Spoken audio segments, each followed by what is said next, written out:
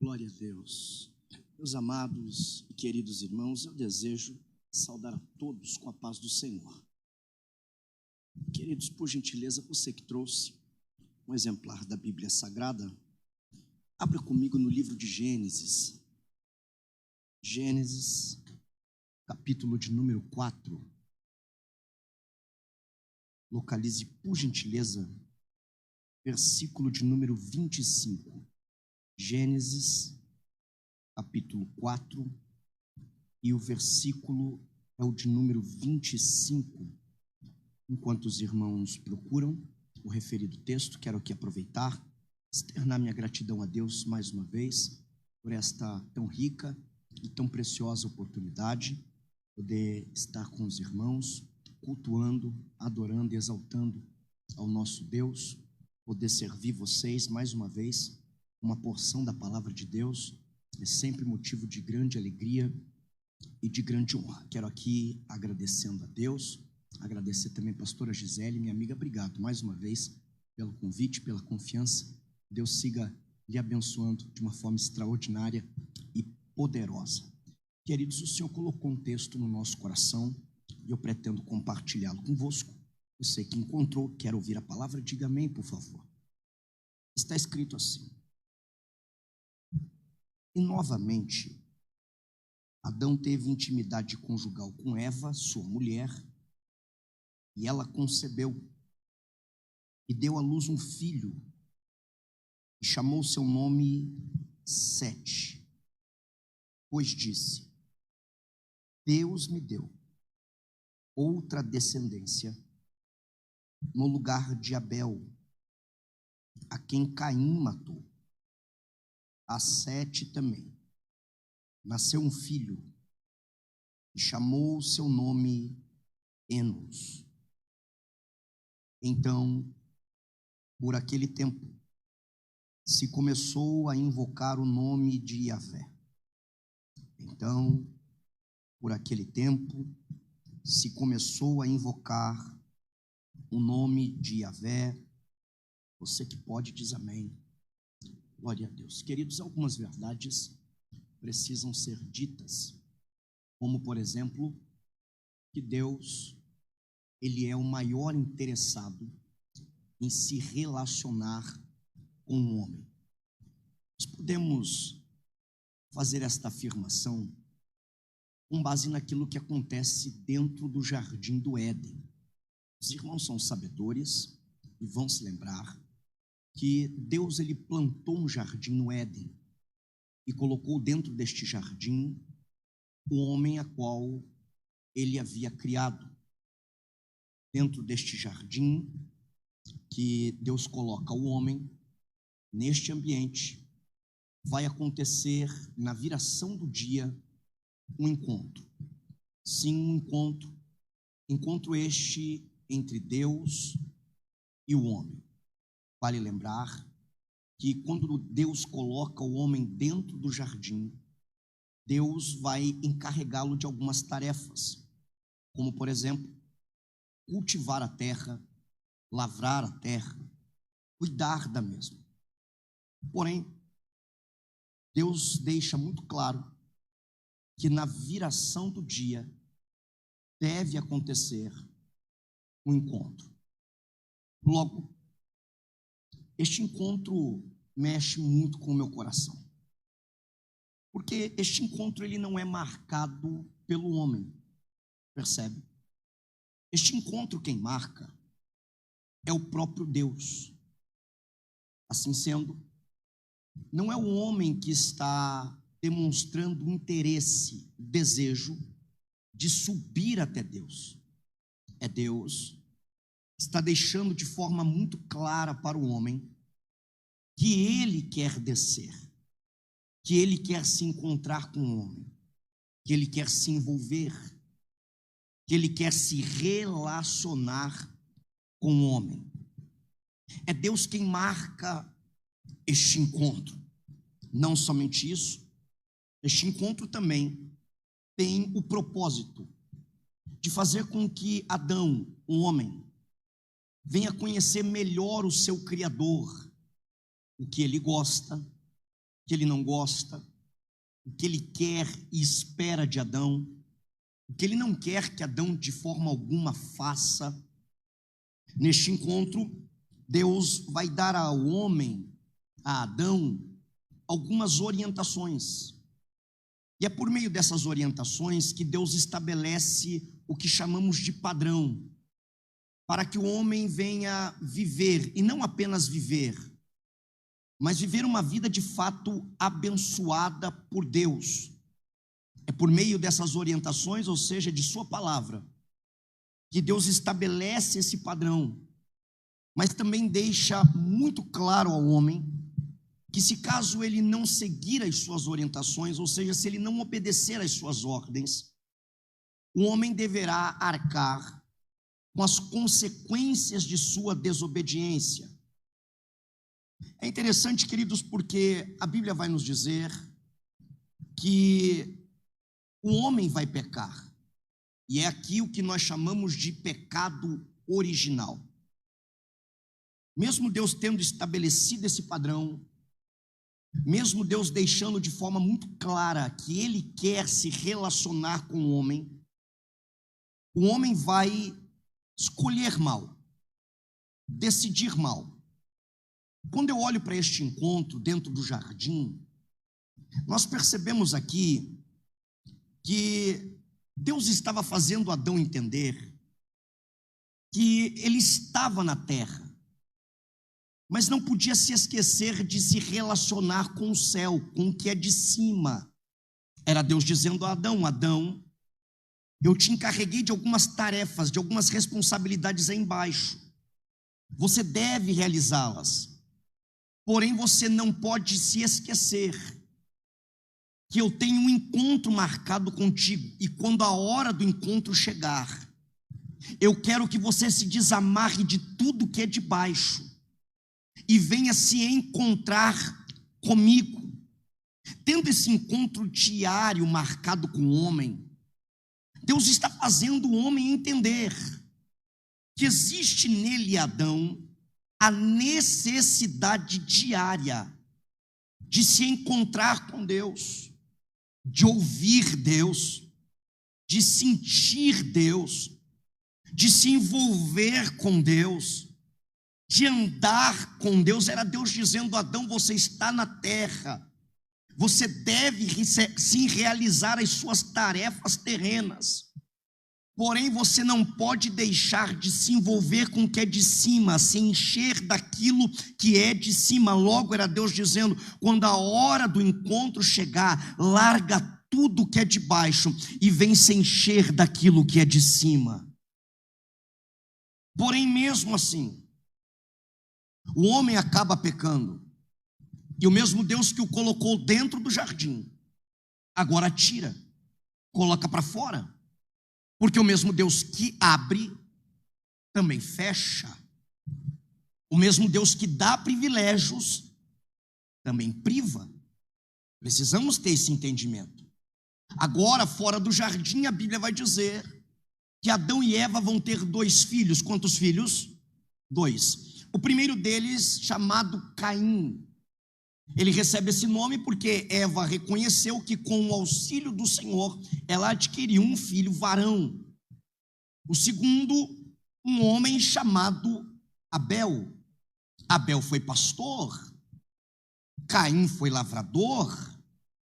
Existia sim uma expectativa sobre Caim, da parte de Adão e Eva, gigantesca. Eles imaginavam sim que Caim era o filho da promessa, aquele que pisaria a cabeça da serpente, lembrando da promessa que Deus havia feito a Eva dentro do jardim. Porém, Caim não vai ser quem seus pais esperavam que ele fosse. Ele não vai atingir todas as expectativas que estavam sobre a sua vida. O que mexe com o meu coração é que, fora do jardim, as coisas começam a ficar um pouco mais complicadas no que diz respeito a culto, encontro com Deus. Percebeu que dentro do jardim quem marca o encontro é Deus? Sim ou não? Agora, fora do jardim, Deus não marca mais encontro. Não é mais o céu que olha e diz: eu quero me encontrar contigo, eu quero descer, eu quero me envolver com você.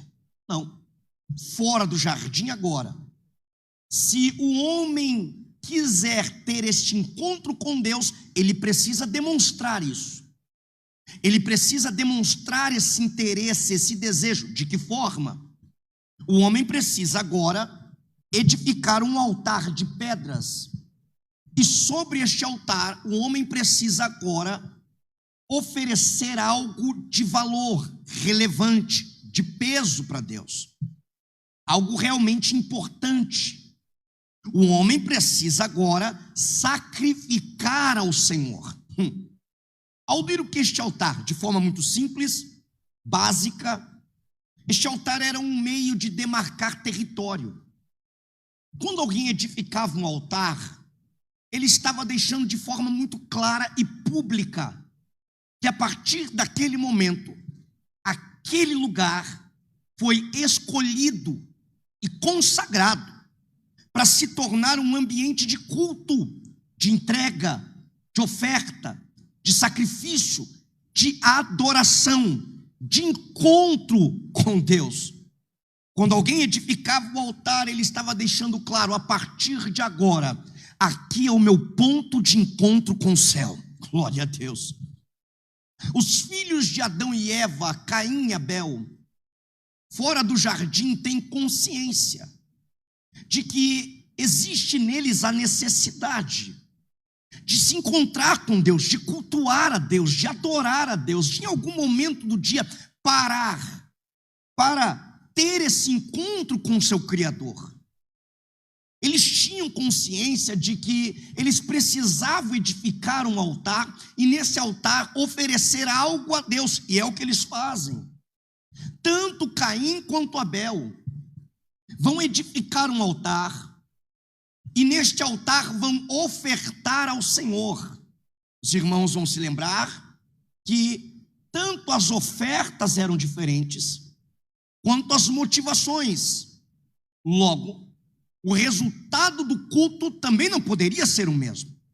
O resultado também é diferente. Os irmãos vão se lembrar que Abel, ele trouxe ao Senhor como oferta ele trouxe das primícias, ele trouxe o melhor. Já Caim não, Caim ele vai trazer do fruto da terra. É interessante, queridos, porque a diferença na oferta deles ela é bem básica. Quando a Bíblia está dizendo que Caim ele trouxe do fruto da terra, a Bíblia está dizendo que Caim trouxe o primeiro fruto, a primeira coisa que lhe caiu à mão. Abel não. Abel escolheu o que trazer. Vou de novo. Abel escolheu o que entregar. Caimita é assim. Caimita vem, levanta altar, mas quando o assunto é entrega, oferta, sacrifício, ele diz: vai o que tem, serve qualquer coisa, vai o primeiro fruto que vem na mão. Abel não. Abel diz: já que é para Deus, deixa eu ver o que eu tenho de melhor. Já que é para Deus, deixa eu entregar o que eu tenho de mais relevante, mais importante, de mais precioso. Caimita entrega qualquer coisa, mas quem é da linhagem de Abel, quando o assunto é culto, ele diz: eu não aceito entregar menos do que o meu melhor para Deus. Glória ao Senhor. Queridos, as ofertas eram diferentes e as motivações também. O texto aqui, ele é claro em nos dizer que Deus, ele aceitou Abel e a sua Deus rejeitou Caim e a sua oferta, deixando claro para nós que Deus, ele olha sempre primeiro para a vida do ofertante e só depois para a sua oferta. Deus, ele está muito mais interessado em quem você é do que naquilo que você faz ou entrega para Ele. Para Deus, o mais importante não é o que eu entrego. Para Deus, o mais importante é como eu vivo antes de entregar. Entende? Tanto o ofertante quanto a sua oferta, eles são completamente inseparáveis. A tua oferta diz muito a respeito de você, do seu caráter, do seu pensamento, das suas motivações. Entenda isso aqui: antes de Deus aceitar nosso culto, a nossa oferta, aprovar nosso altar, Ele precisa aceitar a nossa vida. Glória a Deus. Antes de Deus receber nossa oferta, Ele precisa aprovar a nossa conduta. Glória, aleluia. O resultado dessa oferta não agradou a Caim. A Bíblia vai dizer que Caim não gostou. Caim ficou nervoso, o semblante ficou descaído. Caim agora com o coração envenenado, cheio de ódio, cheio de ira. Consegue ver agora Abel, seu irmão, como um rival. Sim, como um competidor, como um inimigo. Ele está aqui abrigando sentimentos mesquinhos no seu coração. Isso aqui mexeu comigo, porque quem sabe Caim está aqui se sentindo ameaçado em sua primogenitura. Caim está tendo aqui, irmãos, a oportunidade de aprender com seu irmão Abel. Sim ou não? Ele está tendo a oportunidade de ser humilde e reconhecer que no assunto ou no aspecto altar, oferta, culto, entrega, Abel foi muito melhor do que ele. Caim está tendo aqui a oportunidade de chegar em Abel e dizer: meu irmão, me ensina a ser como você, porque na próxima oportunidade que eu tiver, eu também quero ser aceito e aprovado por Deus como você foi. Só que caimita não consegue reconhecer que o outro é melhor do que ele. Uma provocada no vizinho para ele não dormir, diga para ele assim: tu não é caimita não, né? Caimita nunca consegue reconhecer que o outro é melhor. Diga para o teu vizinho: sabia que tem gente que canta melhor que você? Prega melhor que você, ensina melhor que você. Tem gente que prega melhor do que eu, canta muito melhor do que eu não canto nada. A gente precisa entender que sempre vai ter alguém melhor. E não é demérito reconhecer isso na vida do outro, pelo contrário, isso demonstra tua grandeza e tua humildade. O problema é que caimita não consegue reconhecer. Então, em vez de reconhecer, aprender e imitar, caimita decide matar. Porque é mais fácil eu matar que reconhecer que você é melhor que eu. É mais fácil eu arrancar você da terra do que eu ser humilde e dizer: preciso aprender contigo. Quero ser como você é. Está entendendo? Caim, ele decidiu matar Abel. E é isso aqui que mexe comigo, queridos, porque percebeu que Deus ele vai empregar muito mais tempo na fala com Caim do que com Abel? Sim ou não? Percebeu isso? Não deveria ser o contrário? Se Deus aprovou Abel e aprovou a oferta dele, não era com Abel que Deus deveria ficar falando? Só que Deus faz o contrário. Deus vai empregar muito mais tempo de fala com Caim. É como num culto. Tem 50 minutos de mensagem, 48 Deus passa falando com Caim, 2 ele fala com Abel. A pergunta é: por que Deus fala tanto com Caim? Porque Deus está vendo o perigo que Caim corre e Deus não quer perder Caim. Por isso que Deus fala tanto com Caim. Porque no culto Deus fala, no culto Deus alerta, no culto Deus avisa. Conhecendo o desejo mau do coração de Caim, Deus fala. Deus diz: Caim, o pecado jaz à porta.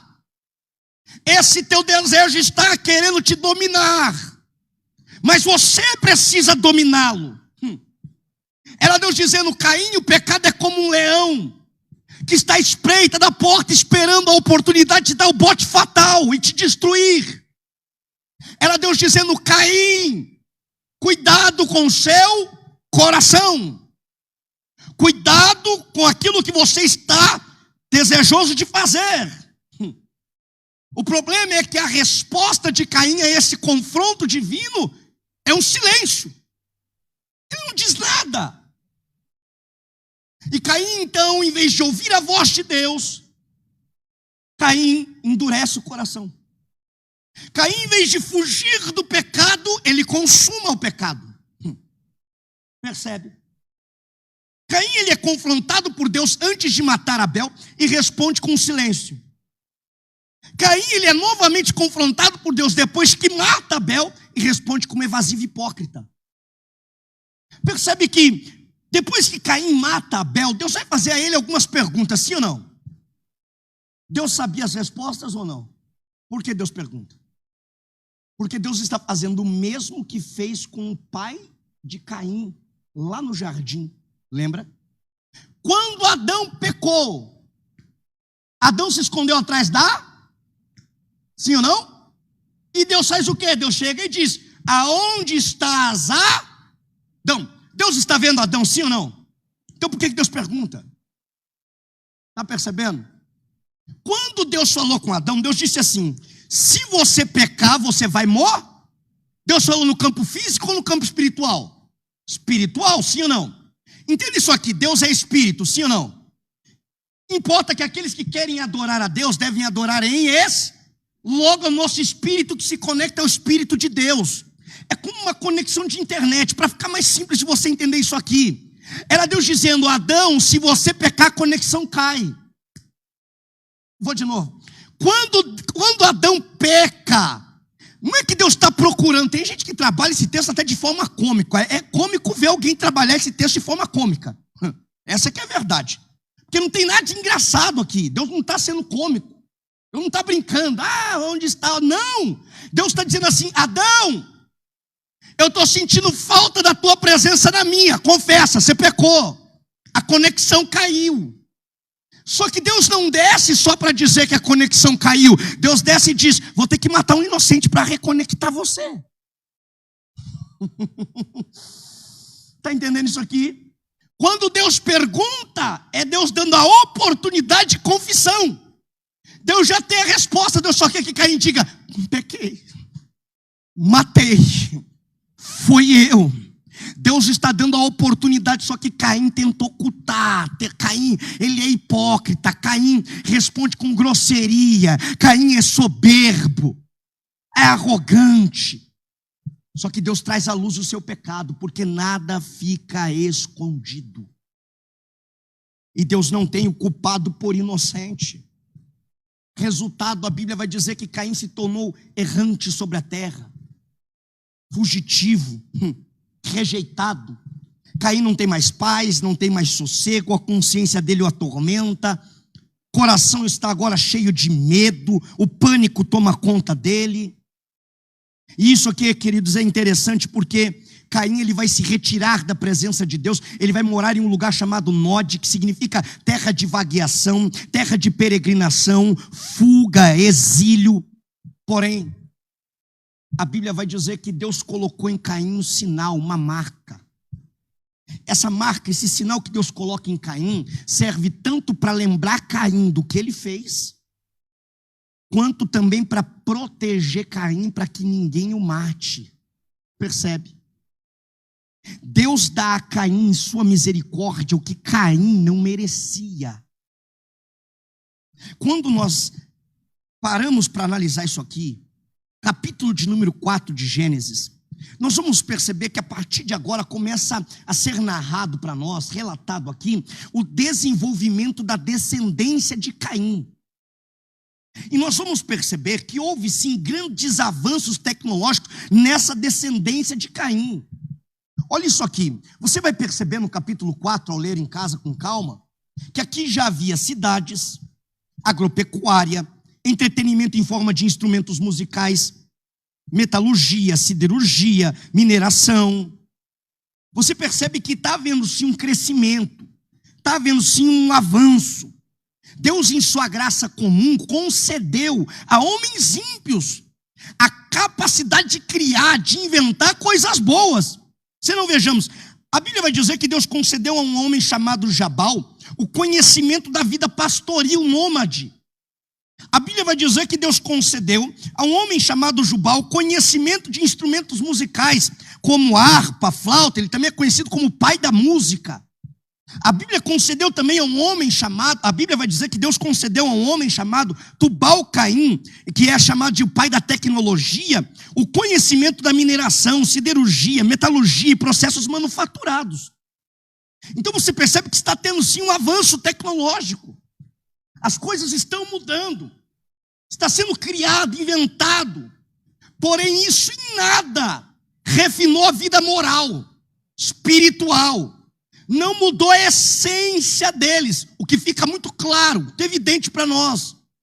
Quando a Bíblia vai falar de um homem chamado Lameque, um homem polígamo, extremamente violento, assassino. Este Lameque era alguém que gostava de uma briga. Lameque era nervoso. Nós vemos aqui de forma muito clara que o homem está cada vez mais se envolvendo com o pecado, de forma mais profunda. Nós podemos até dizer que quando termina o relato da descendência de Caim, o que está aqui diante de nós nada mais é do que um esboço do que acontece na nossa sociedade hoje. Se não vejamos, olha só, a falta da presença do Senhor, o trabalho pela subsistência, a alta exaltação do homem, olha só, a busca do poder por meio da beleza, o entretenimento, a violência e por aí vai. A descendência de Caim seguiu as suas pegadas, seguiu seus passos. A descendência de Caim se corrompeu, se desviou completamente do Senhor. Se tornaram apóstatas. A geração de Caim é uma geração de inventores. Diga comigo, inventores. A geração de Caim é uma geração que cria muita coisa. Mas perceba, eles têm uma dificuldade gigantesca de edificar altar. Eles sabem fazer cidade, mas não sabem fazer altar. Eles sabem criar instrumento musical, sabem até cantar, mas não entendem nada do que é adoração. A descendência de Caim inventa, cria, mas não atrai a presença daquele que deu capacidade para inventar e para criar todas essas coisas. Percebe? A descendência de Caim, quando o assunto é altar, quando o assunto é oferta, quando o assunto é culto, quando o assunto é adoração, eles são péssimos, eles não entendem. Por isso que caimita passa mal em culto, irmão. Caimita, ele não entende por que tem que levantar a mão aqui dentro. Ele diz, eu não sei por que mandam levantar, porque está na Bíblia, que você não lê, está escrito que aqui dentro tem que levantar a mão. Mas você acha que é coisa de pregador, você acha que é coisa da pastora, você acha que é coisa do líder. Está escrito que aqui dentro tem que levantar a mão, tá ou não tá, irmão? Sim ou não? Está escrito que aqui dentro tem que dar glória a Deus mesmo. Então não é coisa de pregador que fica pedindo glória a Deus, não é para pregador. Adoração, aleluia, essas coisas não é para pregador. Isso aqui é para quem reconhece o que é Deus, o que é culto, o que é adoração, e é espontânea, desse jeito, ó. Não precisa nem mandar. Quem tem dificuldade de entender isso é caimita, que entra aqui e diz, não sei por que dar glória, não sei para que dar aleluia, eu não sei para que adorar, eu não sei para que levantar a mão, eu não sei para que ficar de pé na hora de adorar a Deus. Está entendendo isso aqui? Mas quem não é caimita, quando entra aqui dentro, ele já entra diferente, ele já entra adorando, ele já entra exaltando a Deus. Parecia não haver aqui, gente, uma luz no fim do túnel. Percebe? Parecia não ter saída. Mas é justamente nesse momento que um raio de esperança surge. No meio daquele tempo de trevas e escuridão. E esse raio de esperança nós podemos chamar de promessa de Deus. Porque Deus mantém íntegra a sua promessa. Nenhuma de suas palavras cai por terra. Glória. O Deus que promete, cumpre. O Deus que fala, Ele faz. Deus disse a Eva que dela, da mulher, viria aquele que pisaria a cabeça da serpente. O problema é que Abel foi morto. Caim foi rejeitado. Logo, para Deus cumprir a sua promessa, Ele precisa dar a Adão e Eva um outro filho. Deus precisa fazer Eva, aleluia, aleluia, mais uma vez engravidar e dar à luz a um filho. Oh, glória a Deus. E é o que acontece aí, que a Bíblia vai dizer que Deus fez com que Sete viesse a nascer. E Sete, seu nome significa apontado de Deus, apontado por Deus. Era como se Deus estivesse dizendo: esse é através dele, é da descendência dele que eu vou cumprir a promessa que eu te fiz ainda dentro do jardim. É por isso que o texto que lemos vai dizer: Eva olhou e disse: oh glória a Deus, Deus me deu este filho, a saber, Sete, no lugar de Abel, a quem Caim matou. Era Eva dizendo: Deus abriu minha madre mais uma vez para mostrar que Ele é Deus que cumpre promessa, que Ele é Deus que faz acontecer, que Ele é Deus que tem palavra. Oh, aleluia. Só que a Bíblia vai nos dizer o seguinte, e era aqui que eu queria chegar, que este homem chamado Sete, ele vai ter um filho, e o nome do seu filho é Enos. Diga comigo, Enos. Enos, seu nome significa homem. Vem de uma palavra hebraica que significa frágil, fraco, mortal. A Bíblia vai dizer que este homem chamado Enos, frágil, fraco e mortal, quando ele nasce, um novo tempo surge. Um novo tempo nasce. Com Enos, através de Enos, ou a partir do nascimento de Enos, começou-se a invocar o nome do Senhor. Aleluia. Alguém vai dizer, não vou entrar nesse mérito, mas alguém chega a dizer que Deus já estava sem culto há quase 600 anos.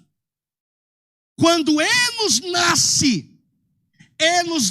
para demarcar um novo tempo. Enos chega para mostrar que um novo tempo está chegando na terra.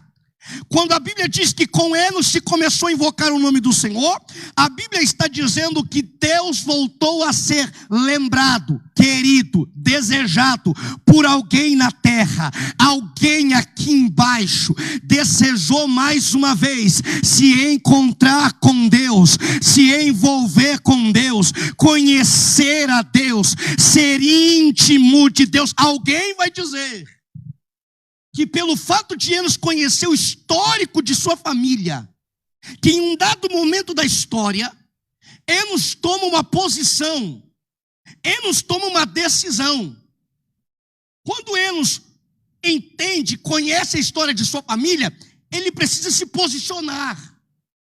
Ele diz, com o conhecimento que eu tenho, eu não posso permanecer do jeito que estou. Eu preciso decidir. Ou eu vou viver como a descendência de Caim, eu vou viver para Deus. É nesse momento que Enos se levanta e diz, eu já tomei a minha decisão. Eu quero viver para Deus. Eu quero viver na presença de Deus. Eu não nasci para viver longe do meu Criador. Tem alguém que prega comigo aqui nesta manhã? Tem alguém que está entendendo esta mensagem aqui? Enquanto a descendência de Caim decidiu viver sem Deus, decidiu viver segundo sua vontade, desejo, inclinação, Enos decidiu não viver sem a presença de Deus.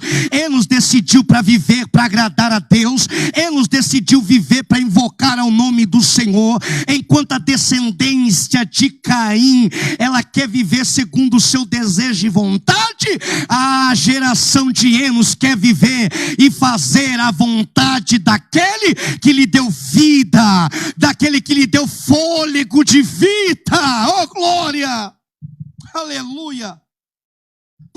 A partir daqui, a partir desse momento, passa a brotar o que nós chamamos de desenvolvimento espiritual. Começa a acontecer o que desde Abel não acontecia: culto, encontro, oferta, entrega, envolvimento da terra com o céu. Oh, aleluia! Um reavivamento vem. Entenda isso aqui. A Bíblia vai deixar claro para nós que pelo fato de Enos começar a invocar ao Senhor, que toda a sua descendência seguiu seu exemplo. fez o mesmo. Um grande avivamento aconteceu, porque alguém decidiu viver na presença, porque alguém decidiu invocar o nome do Senhor, porque alguém decidiu edificar altar, ofertar, sacrificar, se envolver com o céu. Entenda essa verdade. Enquanto os descendentes perversos de Caim se vangloriavam pela sua força, pela sua valentia, os descendentes de Sete estão dizendo: nós vamos louvar, adorar e exaltar o Deus Todo-Poderoso. Nós decidimos andar com Deus.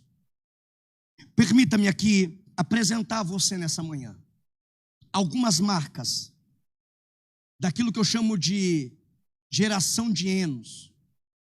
A primeira marca que eu vejo na vida deste homem, pastora Gisele, é essa: Enos é um verdadeiro divisor de águas. Percebe? Pós-morte de Abel, nós podemos claramente dizer que existe um antes e depois de Enos. Antes de Enos, Deus sem culto. Antes de Enos, não há ninguém adorando. Antes de Enos, ninguém invoca ao Senhor. Depois de Enos, Deus não fica mais sem culto. Deus não fica mais sem adoração. Se você é Enos, você precisa entender que você é um verdadeiro divisor de águas. Tem que existir sim um antes e depois da tua chegada, um antes e depois de você chegar no ambiente. Naquela casa podia até hoje Deus ficar sem culto, sem adoração, sem glorificação lá dentro, mas a partir do momento que você entra naquela casa, Deus não pode ficar mais sem culto, sem adoração, sem altar edificado, sem alguém para adorar. Você entendeu? Deus podia naquela empresa até não ter ninguém para cultuar, adorar, exaltar Ele lá, mas a partir do momento que você entrou lá, Deus não fica mais sem culto. Tem alguém que prega isso aqui comigo? Confirma esta verdade. Enos é um divisor de água. Quem é Enos? Enos é um verdadeiro divisor de águas. Enos é alguém que chega para apresentar um tempo de separação. Percebeu? Quando Enos chega, ele chega para separar os bons dos maus. Percebeu? Enos vem mostrando para nós que não dá para ficar em cima do muro. Enos vem mostrando para nós que nós precisamos decidir, escolher um lado. Ou é de Deus, ou não é de Deus. Ou serve, ou não serve. Ou é, ou não é. Ou adora, ou não adora. Quem entende isso aqui, diga glória a Deus. Enos está dizendo: não dá para ficar em cima do muro. Ou você quer a presença, ou você não quer a presença. Ou você é servo de Deus, ou você é servo do mundo. Quem está entendendo isso aqui? Ou você sobe, ou você fica. Ou você vai. Quem está entendendo isso aqui essa manhã? Nós precisamos entender que Enos vem para trazer esse tempo de separação. Quem é de Deus vem comigo, quem não é fica. Quem é de Deus vem orar, quem não é não precisa. Quem é de Deus vem para adoração, quem não é, não tem problema. Fique na sua, mas não atrapalhe a minha adoração. Oh, glória a Deus. Quem é Enos? Enos é alguém que reacendeu a chama da verdadeira adoração a Deus. Ninguém adorava a Deus da forma que Deus merecia. Não que Deus precisava. Diga comigo assim: Deus não precisa da minha adoração. Se você não adorar a Deus aqui nessa manhã, não pense você que Deus vai ficar chateado. Ele está sendo constantemente adorado lá em cima. Fica tranquilo. Você não precisa adorar. Fique em paz. Não precisa. Porque só adora quem entende que isso é privilégio. Deus não é mendigo de adoração, gente. Por favor, me adora. Por favor, dá um glorinha aí para mim. Deus não fica fazendo isso aí, não. Oxi. Deus está dizendo para você: eu te dei fôlego de vida, eu te dei o privilégio de adorar. Agora, se você não sabe aproveitar o privilégio, quem está entendendo, diga glória a Deus aí. Ele nos está dizendo: o Deus Todo-Poderoso quer que, se for para alguém adorar aqui embaixo, que seja de verdade, que seja em espírito, em verdade, uma entrega plena, uma entrega sincera e verdadeira. Oh, glória, Deus não pede a tua adoração, mas se for para adorar tem que ser do jeito certo. Deus não fica mendigando adoração, mas se for para adorar tem que ser do jeito que Ele merece ser adorado.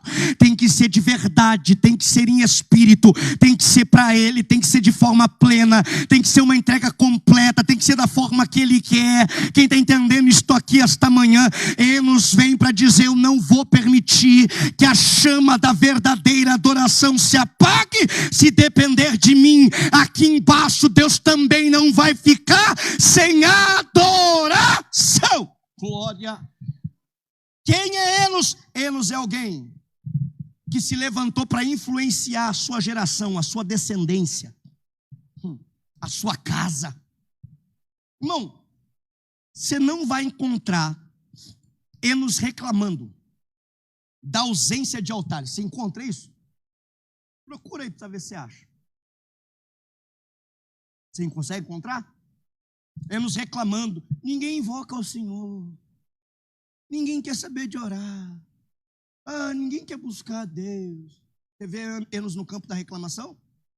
Diga comigo: Enos não vive no campo da reclamação. Enos vive no campo da ação. Eu vou dar um exemplo aqui, irmãos, bem simples, tá? Bem simples mesmo. Enos na igreja seria mais ou menos isso aqui. Tem gente que vê o papel no chão, está do lado do papel. É só ele descer, pegar o papel e colocar no lixo. Sim ou não? Mas quem vive no campo da reclamação, ele faz assim, ó. Veja só. O papel está no chão. Cadê os obreiros desta casa? O responsável por juntar isso aqui, você vê, e daqui a pouco tem 3, tem 4, tem 5. E o papel continua no chão. Isso é gente que gosta de exibicionismo, gosta de se aparecer, gosta de fazer bagunça. Está entendendo? Não tem como chamar de outro jeito. Porque quem é Enos não fica no campo da reclamação. Ele diz: Deus me deu a oportunidade de fazer alguma coisa, deixa eu fazer.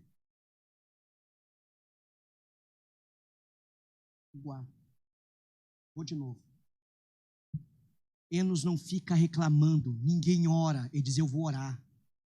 Enos não fica reclamando, ninguém edifica altar, ele diz: eu edifico. Enos não fica dizendo: não, ninguém quer adorar, ele diz: eu adoro. Você entendeu? Enos não fica reclamando. Pergunte por quê. Porque Enos entendeu que o exemplo arrasta. Vou de novo. Enos entendeu que o exemplo, ele sempre vai arrastar. Entenda isso aqui. Enos está fazendo o seguinte: ninguém ora, ninguém busca, ninguém invoca o nome do Senhor, ninguém edifica altar, ninguém oferta, ninguém sacrifica. Eu vou fazer o meu altar, eu vou invocar o nome do Senhor, eu vou adorar ao Senhor, e quem ver eu fazendo isso e a vida que eu levo, vai dizer: eu preciso ser igual a ele, eu preciso fazer o que ele faz. Você pegou isso aqui? Houve um grande avivamento, não porque Enos ficou no campo da reclamação, mas porque Enos entrou no campo da ação e disse: vou edificar altar, vou buscar a presença. E quem olhava para Enos dizia: eu tenho que ser igual a esse camarada, eu tenho que fazer o que ele faz, eu tenho que ser como ele é, eu preciso orar como ele ora, buscar como ele busca, pregar como ele prega, fazer como ele faz. Tem alguém que entende isso aqui esta manhã? Glória, o exemplo arrasta. É por isso que teu filho tem que ver você orando. Tem que ver. Tua filha tem que ver você orando. Tem que ver você debruçado sobre a Bíblia, gente. Vai chegar no futuro e vai dizer assim, o filho dele vai perguntar para ele: por que toda manhã você vai para a mesa do café e você está com a Bíblia aberta? Aí o teu filho vai dizer assim: é porque o meu pai... É porque a minha mãe, a vida toda, glória a Deus, Herédio Maraia, a gente não pode cobrar dos nossos filhos o que a gente não faz, o que eles não vê a gente fazendo. Deixa eu compartilhar algo aqui com você. Certa vez eu estava em casa, a Vanessa estava no quarto, ela fechou a porta e foi orar. De repente, eu acho que o Miguel devia ter entre 3 a 4 anos de idade na época, e eu lembro muito bem, o Miguel chegou para mim e disse assim: pai, falando bem baixinho, pai, a mãe está no quarto. Eu falei: eu sei. Ele disse: pai, é que a mãe está chorando de novo. Eu falei, daí eu já entendi, eu falei assim: é mesmo? Ele: é. Outra vez que ela entra lá, ela fica chorando, pai. Eu falei: sabe o que é? Ele: o quê? É que ela está com Jesus lá dentro. Ele: mas por que ela chora? Falei para ele: porque é bom demais a presença dele. Então ele já entende quando a porta está fechada. É porque alguém demarcou um momento ali de encontro com o céu. E nesse encontro a gente chora, nesse encontro a gente se desmancha, nesse encontro a gente, oh glória, tem alguém que está entendendo isso aqui?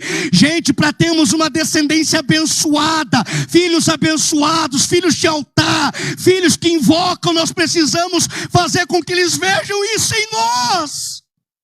Em nós.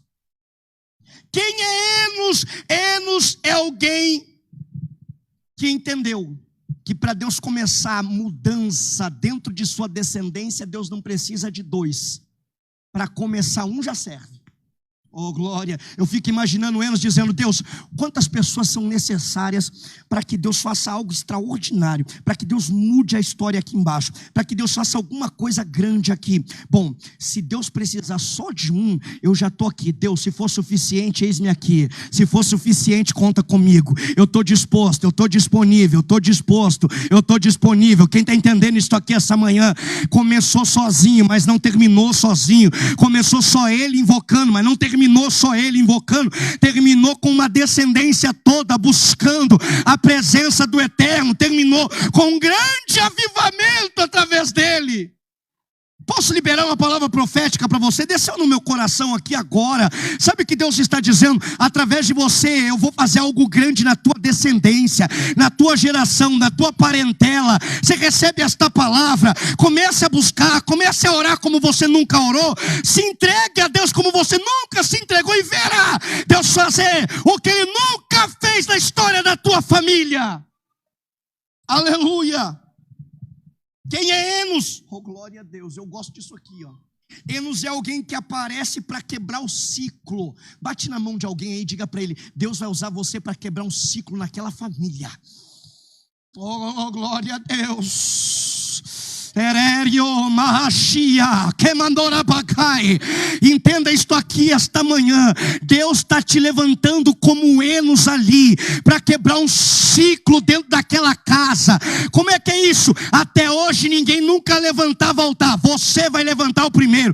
Até hoje ninguém buscava, você é o primeiro. Até hoje ninguém fazia, você é o primeiro. Eu estou dizendo que se naquela tua família você é o único crente, não será mais o único. Deus vai começar a salvar, libertar, restaurar.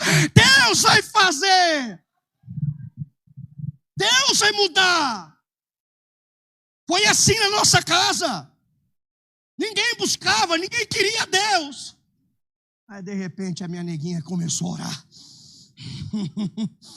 Ela começou a buscar, ela disse assim: não, Deus, eu quero a minha família buscando também. Aí foi meu pai, depois foi o meu irmão, foi eu, foi minha irmã. Começou Deus trabalhar, fazer. A Carol deu uma saída, mas logo Jesus pega ela de volta. Quem está entendendo isso aqui? O que a gente precisa entender é que através das nossas vidas, Deus pode fazer algo extraordinário na nossa família.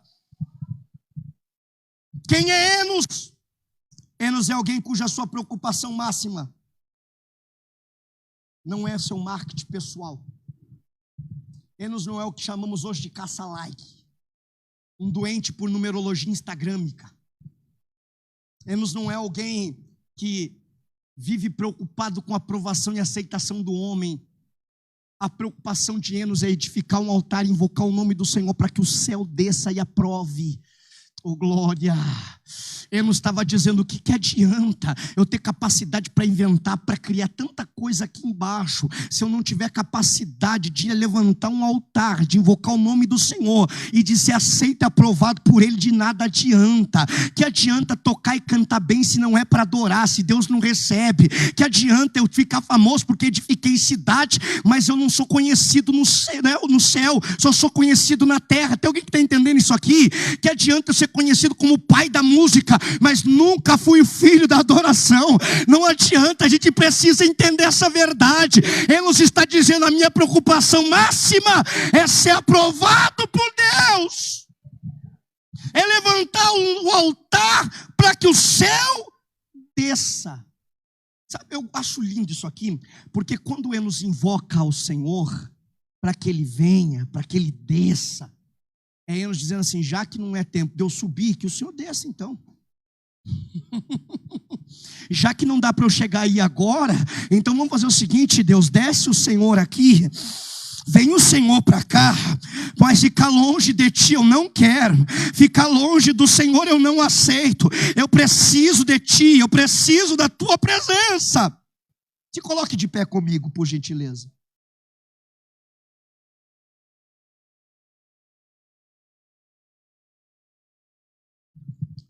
Sabe quem é Enos? Alguém frágil, alguém fraco, um mero mortal, mas que decidiu não viver sem a presença de Deus. Se você me perguntasse, Aldoir, defina Enos. Quem é Enos para você? Eu diria: Enos é alguém que nasceu para viver na presença de Deus. Eu fico imaginando, eu não sou cantor, viu? Eu não canto. Se eu for cantar, eu acabo com a mensagem aqui. Já fiz isso uma vez, nunca mais na minha vida eu faço. Nunca mais. Me empolguei aquele dia. Deixei a emoção falar mais alto, pastor. Não deu certo. Cada um no seu chamado. Tem uns que Deus dá mais, né? Que nem a pastora aí prega, ensina e canta. Mas é para poucos, né, irmão? Isso não é para todo mundo. Sou um mero mortal. Mas eu fico imaginando se fosse hoje. E Enos fosse cantor, Enos ia dizer assim: como eu posso viver sem a Tua presença? Como viver distante da Tua presença? Como viver longe da Tua presença? E a resposta é muito óbvia: não tem como viver longe dEle. Não tem como viver distante da presença de Deus. A presença dEle é o que nos sustenta de pé. A presença dEle é o que nos mantém de pé. É a presença dEle que não nos deixa parar. É a presença dEle que nos alegra no dia triste. É a presença dEle que nos dá força no momento de fraqueza. É a presença dEle que nos impulsiona a continuar, a prosseguir, a avançar e chegar aonde a gente precisa chegar. O que eu quero dizer para você nessa manhã é que Deus quer te levantar como um Enos nesse tempo. Deus quer te levantar para fazer a diferença. Deus quer te levantar para ser um influenciador.